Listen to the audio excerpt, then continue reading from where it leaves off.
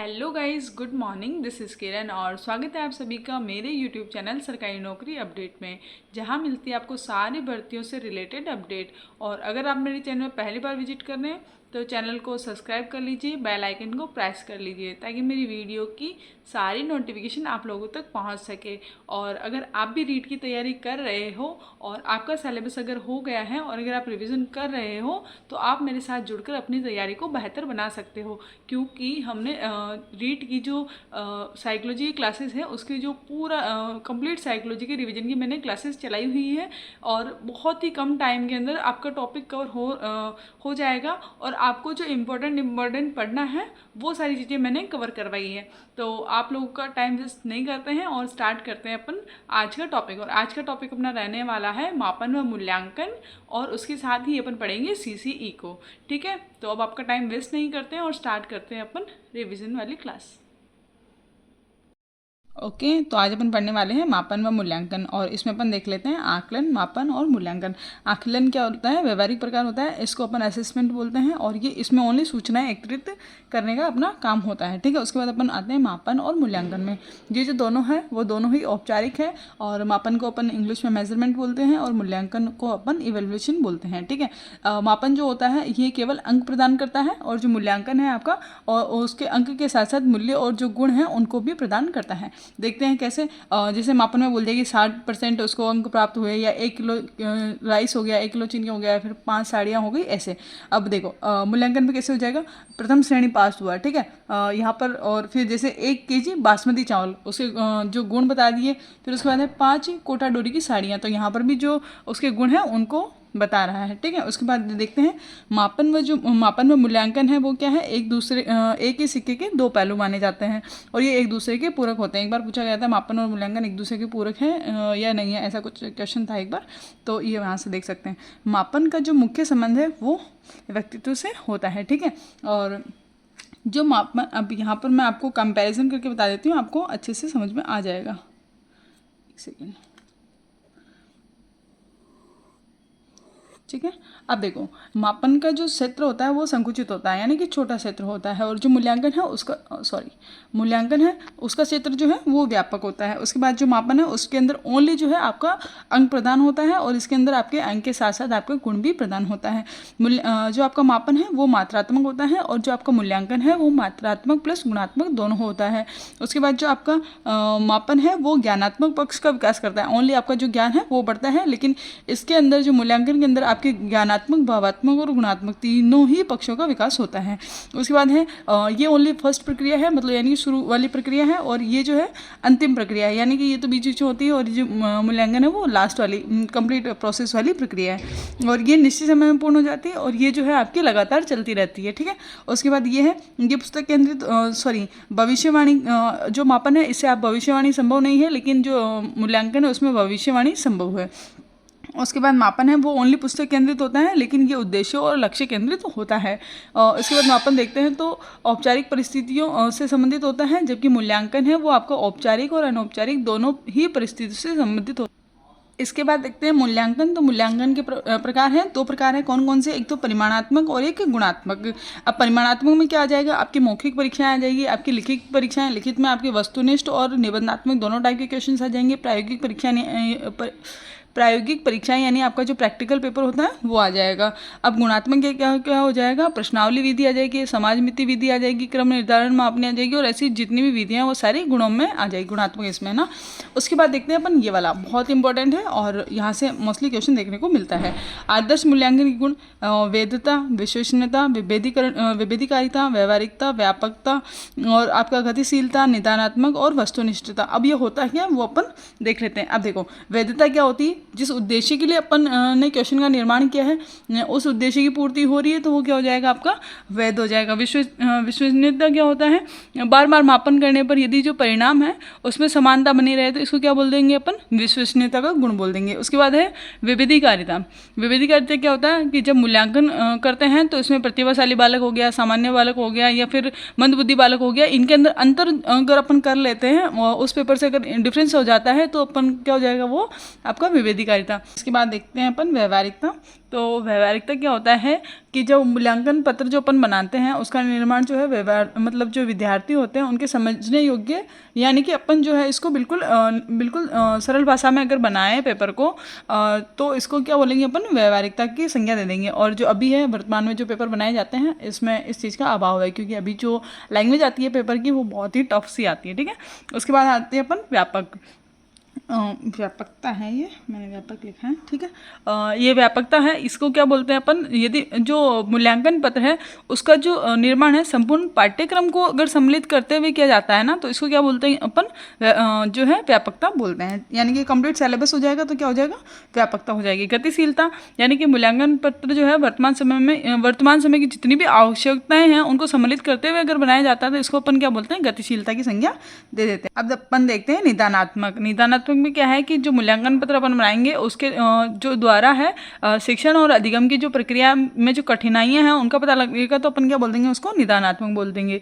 और फिर है वस्तुनिष्ठता। वस्तुनिष्ठता क्या हो जाएगी, इस सर्वोच्च गुण की संज्ञा दे देंगे। और ये जो सभी प्रकार के मिश्रित जो गुण होते हैं उनका क्या होता है, ये मिश्रित रूप होता है, मतलब सारे के सारे गुण इसमें हो तो इसको क्या बोल देंगे, वस्तुनिष्ठता। और वस्तुनिष्ठता के अंदर जो है शिक्षक की इच्छा, विचार या संवेग तथा भावनाओं का कोई भी प्रभाव नहीं पड़ता है। इसके अंदर आपका इसमें से एक क्वेश्चन है फिक्स आएगा ही आएगा और आपको ये अच्छे से पढ़ना है। ठीक है, और जो वस्तुनिष्ठ प्रश्नों का प्रयोग है वो सर्वप्रथम किसने किया था, J.M. राइस ने किया था। ये आपको याद रखना है ना। यहाँ अपना मापन और मूल्यांकन खत्म हो रहा है। इसके बाद अपन पढ़ने वाले हैं CCE। ओके, तो अपन देखते हैं CCE क्या होता है, आपका सतत और व्यापक मूल्यांकन। सतत का मतलब क्या हो, निरंतर चलने वाला, और समग्र क्या होता है, विस्तृत या व्यापक, यानी कि जो आपको कंप्लीट चीज़ों को कवर करेगा उसको अपन क्या बोल देंगे, CCE। अब देखो ये जो है मतलब जो साल है उसके प्रारंभ से लेकर अंत तक ये वाली जो है प्रक्रिया चलती रहती है। ये देखो मात्रात्मक और गुणात्मक दोनों होता है, औपचारिक और अनौपचारिक भी होता है, ज्ञानात्मक, भावात्मक और क्रियात्मक तीनों पक्षों का विकास करता है। और जो CCE है इसकी सर्वप्रथम चर्चा जो है वो राष्ट्रीय शिक्षा नीति की 1986 के अंदर हुई थी। ठीक है, उसके बाद है NCF 2005 में जो है सह शैक्षिक गतिविधियों से जोड़ने पर बल दिया गया। उसके बाद जो है RT 2009 आया तो उसमें जो धारा संख्या 29(1) है भाग में इसको क्या गया, CCE को लागू करने की बात कही गई। ठीक है, इसके बाद है CBSE ने इसको जो है सर्वप्रथम क्लास 9th में अक्टूबर 2009 के अंदर ही लागू कर दिया था। और CBSE ने वापस 10th के अंदर जो है 1 अप्रैल 2010 से CCE को लागू कर दिया गया था। ठीक है, अभी अपन यहाँ देखते हैं तो CBSE के अंदर जो CCE है वो 1st से लेकर 10th तक है और RBSE के अंदर 1st से लेकर 8th तक है। अब देखो राजस्थान में जब CCE लागू हुआ तो वो 4 चरणों में हुआ। कौन, अब देख लेते हैं अपन 1st, 2nd, 3rd, 4th। अब देखो फर्स्ट टाइम है वो 2010-11 के अंदर अलवर और जयपुर के जो 60 मतलब जयपुर और अलवर जिले हैं उसके 60 स्कूलों के अंदर पायलट प्रोजेक्ट जारी किया गया और उसके अंदर एक शैक्षिक लघु फिल्म दिखाई गई जिसका नाम था, मतलब जिसका शीर्षक था मीरा। ठीक है, और उसके बाद है आपका सेकंड चरण है। तो सेकंड चरण आपका हुआ 2012 और 13 के अंदर। फिर उसके बाद अपना थर्ड चरण आया 13-14 के अंदर, और फिर उसके बाद फोर्थ चरण आया आपका 15-16 के अंदर। जब अपना 15-16 के अंदर फोर्थ चरण था तो ये जो CCE है वो फिर पूरे राजस्थान के अंदर लागू कर दी गई थी। ओके, अब देखो CCE के प्रकार देख लेते हैं। तो ये 3 प्रकार हैं, पद स्थापन मूल्यांकन, योगात्मक मूल्यांकन और अपना रचनात्मक मूल्यांकन। पद स्थापन मूल्यांकन क्या होता है, सामान्य या फिर व्यवहारिक प्रकार इसको बोल सकते हैं। अब देखो बहुत सारे स्कूल ऐसे होते हैं जिनके अंदर एंट्रेंस टेस्ट होता है या एंट्रेंस एग्जाम होता है, उसके बाद ही आपको स्कूल में एडमिशन मिलता है। बहुत सी बार जो आपके पेरेंट्स है उनका भी एग्जाम होता है, ऐसा है ना, तो उसको अपन क्या बोल देंगे, पदस्थापन मूल्यांकन। एग्जाम में वैसे आता नहीं है लेकिन अगर आपको आ जाए तो एक बार याद रखना है। वैसे मोस्टली क्वेश्चन है वो योगात्मक और रचनात्मक मूल्यांकन से ही आते हैं। अब देखो योगात्मक मूल्यांकन किस प्रकार का है, औपचारिक प्रकार का है। इसको अपन क्या बोलते हैं, समेटिव टेस्ट असेसमेंट भी बोल सकते हैं। और ये एक निश्चित अवधि के बाद आयोजित होता है, यानी जैसे अपने फर्स्ट टेस्ट हो गए, सेकंड टेस्ट हो गए, हाफ ईयरली हो गया, ईयरली एग्जाम हो गया, तो ये एक पर्टिकुलर फिक्स टाइम के बाद ही होते हैं, ऐसा तो है नहीं डेली होते हो। ठीक है, उसके बाद आता है अपना रचनात्मक मूल्यांकन। ये भी औपचारिक प्रकार है, इसको अपन क्या बोलते हैं, फॉर्मेटिव असेसमेंट बोलते हैं। और ये शिक्षण के दौरान आयोजित होता है, जैसे अपना क्लास टेस्ट हो गया, अपना होमवर्क हो गया, अपने प्रोजेक्ट वगैरह, ये सब चीज़ें किस में आ जाएगी, आपके फॉर्मेटिव असेसमेंट के अंदर आ जाएगी। अब देखो CCE का जो मूल्यांकन का प्रोसीजर होता है वो किस टाइप का होता है, देखना इसको 2 टर्म में डिवाइड करते हैं, फर्स्ट और सेकेंड में। फर्स्ट जो है अपना मार्च से अक्टूबर चलता है और जो सेकेंड है वो अक्टूबर से मार्च चलता है, 6 महीने के अंदर डिवाइड कर दिया। ठीक है, अब इसके अंदर देखो समेटिव टेस्ट है, एक होता है 30% का, और इसमें भी समेटिव टेस्ट है वो 30% का होता है। फॉर्मेटिव असेसमेंट है, ये 2 होते हैं, 1 और 2 और 10% के होते हैं। इधर भी फॉर्मेटिव असेसमेंट, इसको आप 3 और 4 नाम दे दो, और ये जो है 10% के हो जाएंगे। तो दोनों बार 50-50% डिवाइड कर दिया इन्होंने, ठीक है। उसके बाद है सीसीई में जो है ग्रेडिंग प्रणाली चलती है, और सीसीई का जो मेन मोटिव है वो जो बच्चों पर अंक का जो भार है उसको कम करने के लिए, फिर जैसे बच्चे हैं वो परसेंटेज देख के बहुत सी बार डिमोटिवेटेड हो जाते हैं, तो उसी के बेसिस पे इन लोगों ने ग्रेडिंग प्रणाली है जो स्टार्ट करी है, ठीक है। अब देखो देख लेते हैं अपन 91 से जो 100 है उसके अंदर आपको A+ या फिर A1 है जो ग्रेड दिया जाता है। उसके बाद अगर आपका 81 से 90% के बीच में है तो आपको A या फिर A2 आपको जो है ग्रेडिंग दे दी जाएगी। उसके बाद आपका 71 से 80 के बीच में है तो आपको B+ या फिर B1 ग्रेडिंग दे दी जाएगी। उसके बाद अगर आपका 61 से 70 के बीच में है तो आपको B या फिर B2 ग्रेडिंग दे दी जाएगी। उसके बाद है आपका 51 से लेके 60 के बीच में है तो आपको C1 ग्रेडिंग दे दी जाएगी। उसके बाद आपका 41 से 50 के बीच में है C2 आपको ग्रेडिंग दे दी जाएगी। देन फिर 33 से 40 के बीच में है तो आपको D ग्रेडिंग दे दी जाएगी, और 21 से 32 के बीच में है तो आपको E1 ग्रेडिंग दे दी जाएगी, और बिलो 20 है तो आपको E2 ग्रेडिंग दे दी जाएगी। और 30 ये जो आपका 40 से लेके 40 से बिलो जितनी भी आपकी ग्रेडिंग है, इन सब का जो बाद में क्या होता है निदान और उपचार होता है। अब अपन देखते हैं राजस्थान में सीसीई कब लागू हुआ था, ठीक है। सॉरी, राजस्थान में जो अभी वर्तमान में सीसीई है उसका नाम चेंज करके क्या कर दिया गया है वो अपन देखने वाले हैं।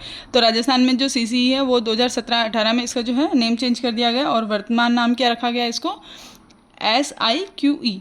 जो हेडक्वार्टर है वो कहाँ पर है, अपना उदयपुर में। और इन्होंने 3 कार्यक्रम चलाए, कौन कौन से, CCP है आपका, ABL है और आपका CCE, तो आपने ऑलरेडी पढ़ाई हुआ है। अब अपन इनकी जो है फुल फॉर्म्स देख लेते हैं। SIQE की फुल फॉर्म क्या है, state initiative for quality education, ठीक है। और उसके बाद है आपका CCP, तो आपका हो जाएगा चाइल्ड सेंटर्ड पेडागोजी। और उसके बाद ABL देखते हैं तो एक्टिविटी बेस्ड लर्निंग, ठीक है। और इसमें है राजस्थान में है जो CCE है वो सन 2018-19 में RTE की जो RTE 2009 की जो धारा 38 है उसका लाभ उठाकर इन्होंने जो है मूल्यांकन है उसको 3 टाइप से डिवाइड कर लिया, SA1, SA2 और SA3, ठीक है। SA1 के बाद इन्होंने फॉर्मेटिव टेस्ट 1-2 और फॉर्मेटिव टेस्ट 3-4 और फॉर्मेटिव टेस्ट 5-6 इन्होंने कर लिया। अब देखो CC के तहत इन्होंने 3 श्रेणियाँ जो है वो डिवाइड कर ली। और हाँ, राजस्थान में जो है ये फॉर्मेटिव असेसमेंट जो होता है इसका जो है कोई भी मार्क आपका काउंट नहीं होता है। उसके बाद अपनी श्रेणियाँ देख लेते हैं। श्रेणी A बोलो या फिर A ग्रेड बोलो, इसके अंदर जो है स्टूडेंट्स को जो है अध्ययन हेतु शिक्षक की आवश्यकता मतलब नहीं होती है। आपका B ग्रेड लेते हैं, आपका इसके अंदर हो जाएगा शिक्षकों की आवश्यकता स्टूडेंट्स को होती है। मान लो कि ये प्रतिभाशाली बालक हो गए, ये आपके सामान्य औसत बालक हो गए। फिर है C श्रेणी, विशेष आवश्यकता वाले बालक, जिनको मतलब विशेष टीचर्स की जो है ज़रूरत होगी। और इसके अंदर है निदान और उपचार की भी आवश्यकता होती है, ठीक है। और ये आप मान सकते हो मंदबुद्धि बालकों को, ठीक है। तो बस यहाँ CC खत्म होता है, और अपना जो है क्रियात्मक और उपचारात्मक और ब्लूप्रिंट की 3 चीज़ें बाकी है, इनको अपन अगली वाली क्लास में करेंगे। सो आई होप आप सभी लोगों को ये वाली क्लास बहुत अच्छी लगी होगी। अगर आपको अच्छी लगी है तो शेयर करना है अपने दोस्तों के साथ, और चैनल को सब्सक्राइब भी करना है, और बस लाइक करना है वीडियो को। और अगर आपको कोई और डाउट आता है तो आप मुझे कमेंट बॉक्स में बता सकते हैं। और थैंक यू सो मच, आपने अपना कीमती समय दिया उसके लिए।